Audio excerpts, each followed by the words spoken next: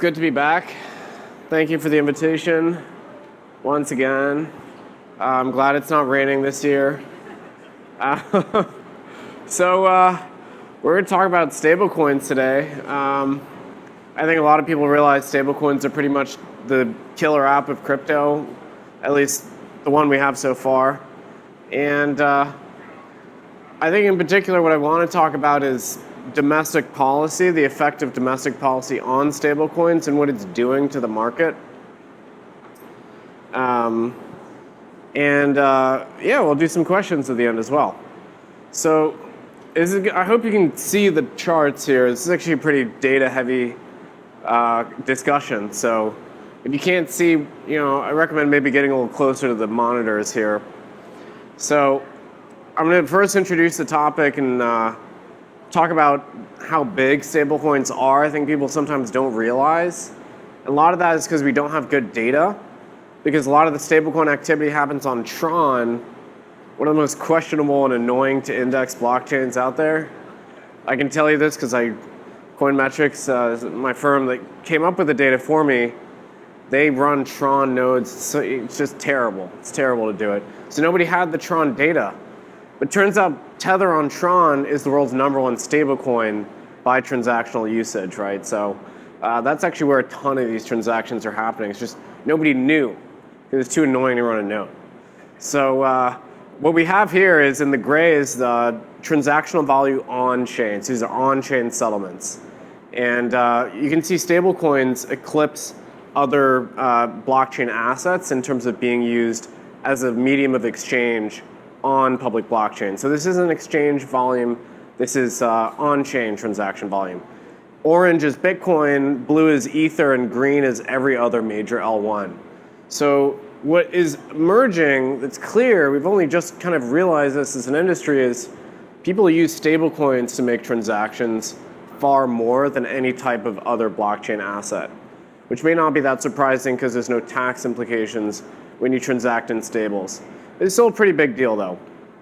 So another way to visualize this is a fully stacked area plot of the market cap of Bitcoin, Ethereum, other major L1s, and stablecoins. Stablecoins are 10% of market cap, right around 130 billion right now is stablecoins. They're only 10% of market cap, but they do about 80%, 70 to 80% of on-chain transaction value, and it's just been growing linearly since 2018. So I just want to impress upon you how consequential stablecoins are as a transactional instrument on blockchains at the moment. And this sample includes basically every stablecoin and every blockchain. It's very annoying to get the data, so I really hope you appreciate it. Now, in terms of what stablecoins, what unit of account they actually refer to, it's pretty much all dollars. It's all dollars. It's never not been dollars. It's 99% dollars. Nobody wants euros, yuan, anything else. It's really just dollars. And this is kind of crazy to me because if you look at official foreign exchange reserves globally, the dollar is only 60% of that. If you look at how trade is invoiced globally, the dollar is only 50% of that. And the crypto industry is this global industry, right? It's certainly not just a US only thing, but for some reason, there's like this enormous network effect with stablecoins on public blockchains. The only thing that stablecoins refer to is dollars. And we've never seen any other sovereign currency even come close to pushing dollars out. So right now, as currently configured, the stablecoin market is incredibly accretive to US interests. It's an incredibly good thing for the US that stablecoins are the way that they are. But we're totally fumbling the ball. We're totally fumbling the ball. So just to kind of refresh our fiscal position as a nation, I think we all know this. This is official government data. It's kind of scary when the government's own projections have the debt doing a complete parabola, but that's what we're in for, according to the CBO. So, right now we're at a time of peace, but we still have debt levels, debt to GDP that's similar to where we exited World War II for some reason. And our deficit is high, it's growing, it's only projected to grow. We have a few kind of time bombs ahead of us too with entitlements as well. So point is, US is highly indebted. And we need people to buy our debts. But in fact, the large buyers of our debt are pretty much doing the opposite of that. In fact, they're selling our debt. So China is the second largest holder of US Treasuries. They are currently engaged in a divestment of Treasuries. Whether they think Treasuries are a bad store of value, that could well be the case if you think it's going to be inflationary, or they don't want exposure to US Treasuries because they're worried that we might do what we did to Russia in 2022 and just seize them if they offend us. So they're selling down our debt, which has the net effect of ultimately driving up interest rates and making our interest expense higher. Right now we're spending about $1 trillion a year on our interest payments. It's very high, and that's probably going to continue to increase if this happens. It's worth noting Japan is the largest holder of our debt, and they're also selling it to defend the yen. So this is the aggregate picture of all of the foreign official holders of US Treasuries. And you can see on the chart it's going the wrong direction. Since 2014, foreign central banks, foreign governments have been selling out of their treasuries. So we need to find new buyers, but it's not a trivial thing. So I would venture that stablecoins are a potential new buyer. Stablecoins could potentially be a source of inflows into our debt, which the US desperately needs to sell so that we can finance our operations and continue running these huge deficits. So it may not look like much, but recall that stablecoins have only existed meaningfully for 5 or 6 years. Even in 2018, stablecoins were in the single $billion market cap level. Today, there's around $120, $130 billion worth of stablecoins. They've grown incredibly quickly. So what this chart shows is if you considered stablecoins as a sovereign nation, where they would fall in that ranking of the largest holders of US Treasuries. It'd actually be the 16th largest, ahead of the Saudis, ahead of South Korea, ahead of Germany, ahead of Mexico. And this is only in the space of 6 years, stablecoins have gone from nothing to being this big. And the fact that stablecoins are all issued against dollars is why it's US Treasuries that they're holding in reserve, because you want to hold an asset that has the same characteristics as the liability, right? So if you have a dollar liability, you want to hold 30-day US Treasuries, right? Because they match. So again, stablecoin is still pretty small in the grand scheme. So is crypto, right? Crypto is pretty small. Balance sheets in crypto aren't that big, but they're still a very meaningful buyer of US Treasuries. Now, what's actually happening with public blockchains? Well, what we're seeing is stablecoin issuers are issuing stablecoins not just in the US. Obviously, we've Circle here right in Boston, our backyard.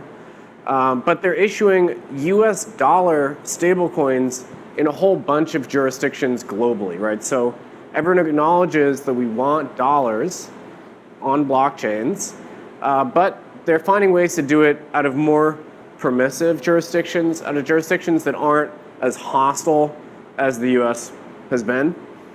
So the primary ones that I'm seeing, where I'm seeing regulators actually put forth meaningful crypto policy to attract crypto inflows and capital and entrepreneurs, are Singapore. They have new regulation in place. They passed a stablecoin rule earlier this year, which allows the issuance of foreign currency stablecoins in Singapore. Hong Kong, where they're planning a stablecoin regulation for next year. There's already a dollar stablecoin issued out of Hong Kong, First Digital. It's very interesting that Hong Kong is doing this because China itself is hostile to crypto. Hong Kong themselves have received the dispensation from Beijing to incubate a crypto industry there. So whether that is genuine or it's a honeypot, we don't know. But certainly very interesting that they're actively cultivating the crypto space as the US is moving away from it. I think they see the opportunity if the US is becoming more hostile. Other interesting jurisdictions, the EU, Germany. We have MiCA regulation in the EU. You have Bermuda, which has become very pro-crypto. I just backed a stablecoin out of Bermuda, interest-bearing, called Mountain Protocol. They were the first ones to get that license in Bermuda. Then you have the BVI. So and many of these projects named on this chart, these are tokenized US Treasuries, so they actually bear interest. So basically either a stable coin or a tokenized treasury, you hold it in your wallet, you accrue the interest that comes from the underlying US treasuries held. And you wouldn't be able to do that interest-bearing product to retail in the US. The SEC would consider it a security and sue you. Other jurisdictions are more permissive. So public blockchains are a vector to globalize the dollar. We're definitely seeing this. We're seeing this in the data, in particular in emerging markets, Latin America, Southeast Asia, Eastern Europe, Africa. We're seeing this happen. People don't have easy, ready access to dollars. They certainly don't have access to US treasuries. Public blockchains make this possible. It's profoundly disruptive. I think you'll see a lot of weaker fiat currencies around the world go to zero because blockchains exist because they're so efficient at moving dollars around, specifically dollars. Okay, so what's happening in this country? Well, we had a hellish year from a regulatory perspective in the US. It was really quite terrible. The US government, the major financial agencies decided they want to kill crypto activity domestically. We dealt with this firsthand. In January, the Fed and the other major financial regulators told banks they couldn't touch stablecoins. In March, we had a banking crisis, and as part of that, some of the crypto-focused banks that failed, the FDIC refused to allow them to sell their crypto projects. Like Signature failed, the FDIC took receivership over them. They refused to allow the sale of the Signet assets. Signet was a fiat clearing network that enhanced liquidity for stablecoins. It's a huge scandal, in my opinion. No one's talking about it. In August, the Federal Reserve told banks again that you basically couldn't do stablecoin stuff as a bank in the US. They said, what they actually said was, you need a non-objection letter from us. No one's going to get the letter. They're not going to give anyone a letter. So they're basically creating this bureaucratic process that allows you to do a thing which you're never going to be allowed to do. It's completely ridiculous. There have been some small key wins, like the stablecoin bill in the House made it out of committee onto the House floor, but the Senate's not going to pass it. That's a moot point. PayPal launched their stablecoin. The only thing you're going to see in this country is non-bank fintechs launching stablecoins. The banks can't do it. Meanwhile, on the top of this chart, you see rest of the world, things are going swimmingly. They're embracing stablecoins, even dollar stablecoins in other jurisdictions. So this is just summarizing what I said in the last slide. There are 4 key things the US government did this year to marginalize the stablecoin space. They basically took out Sen and Signet, which, as I said, are these fiat clearing networks that allow stablecoins to function 24/7. They took them out behind the woodshed and shot them. The second thing is they said banks can't touch stablecoins at all. The third thing is Congress refused to pass any stablecoin legislation. Fourth thing is the SEC made it clear that no interest-bearing stablecoins are going to be allowed. But when inflation is fairly high and interest rates are very high, having a non-interest-bearing stablecoin is kind of a problem. It'll become a bigger problem in coming years. So that SEC posture is also going to harm the stablecoin industry here. So this is a way to very visually see what's happened. The blue line is onshore stables issued out of the US. The red line is offshore stables. Before FTX happened late last year, they were almost at parity. After what I call Operation Choke Point 2.0, after the US government cracked down on crypto via the banks, after FTX happened, after SVB collapsed, the domestic stablecoin market was really harmed. People fled out of that. They offshored their balance sheet, which may have been in USDC, and they basically put it in a tether, or they redeemed the USDC for domestic bank dollars or for treasuries, right? The other thing that happened is rates went up a lot. And if you're holding a zero yielding stablecoin, rates go from 0 basis points to 550 basis points. You're probably going to start to question why your cash is yielding you 0. So as those rates went up, the domestic holders of USDC, they are very proximate to the financial system. They're easily able to redeem those stables. They went back into treasuries, and so we saw outflows for that reason. So it is timed perfectly. If you look at the chart, as legacy fiat interest rates went up and crypto rates came down, you saw this outflow out of stablecoins. So the fact that in the US you can't pass along those yields to stablecoin holders is also harming the domestic industry. As I said in the beginning of the presentation, stablecoins are really the killer app of crypto, and these charts really show it. So the first one you have is the value of transactions. flowing through the stablecoin space on public blockchains. This is the chart covers a 3-year period. So those have been stable for 2 years. If you look at monthly active or daily active users for stablecoins, it's just growing and growing, even throughout this bear market. But if you look at exchange volumes for crypto in general, they're collapsing, right? It's been going down for about 2 years now. So stablecoins are doing something interesting. We're seeing utility from stablecoins. We're seeing traction throughout the bear market, right? So this is why I'm so focused on them. They're the first product that we've created in crypto. It's actually really independent of the market cycles. They're actually creating real utility for people, despite the fact that nobody wants to trade. No one wants to touch NFTs these days. And if you look at the numbers, you compare stablecoins to legacy fiat settlement networks, they're basically at parity with Visa now. So Visa did 11 trillion in settlements last year. Stablecoins were close to that, 9 to 12 trillion, depending on how you count it. They've surpassed PayPal, surpassed global remittance volume, and this is in the space of just 6 years. So, I can't underscore enough how significant stables have become. There's also the emergence of crypto-backed stablecoins. These are dollar stablecoins that are backed by crypto assets, namely ETH, typically ETH. So I won't spend too much time on this, but that's an important thing to remember as we get to the punchline, the last slide, which I'll just skip to, which is basically in the US we have a choice, right? So, the question is, will stablecoins be pro-US interests or hostile to US interests? I can't actually answer that for you. The answer lies with the administration, with the US government. It's their choice whether stablecoins help them or harm them. And there's basically 2 ways this could go. And right now we're going for the offshore path, the one on the right, which is the bad way. So one thing you could do is push stablecoins out of this country, which is what the US government's already been doing. What you get then is a network of unaccountable issuers like Tether that maybe aren't very interested in listening to you. They may not care if you ask them to sanction someone. They may not care if law enforcement goes to them and says, hey, we need you to freeze these funds and seize them and do this and that. So you may face that loss of accountability across the financial system. Also, you might end up with more stablecoins being issued against crypto assets as opposed to dollar assets.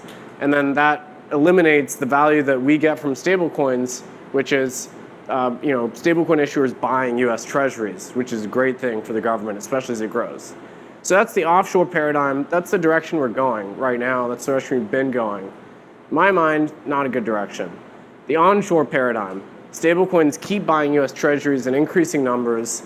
They replace those foreign buyers of treasuries which have been falling off. The US retains its ability to influence blockchains as a tool of power projection, as a policy tool. Law enforcement retains those linkages to the stablecoin issuers. They become more accountable to the government. The US spreads the dollar worldwide, which is pretty much good for everyone. The dollar has strong property rights. It's a great thing. It's somewhat inflationary. It's less worse than the other fiat currencies. And importantly, the US remains the center of global capital markets. In the US, we have 50% of public equity market cap globally. So of all the public equity that exists, the US is about 50%. That's against only about 25% of global GDP. That's a huge advantage for us, our securities markets. We are the center, we are the global hub. But as I've shown you with this presentation, we are losing that advantage when it comes to public blockchains. I was just in Singapore last week, in Hong Kong. The enthusiasm, the excitement in the crypto space there is far more than it is here, and it's embarrassing, right? We need to take the advantage back.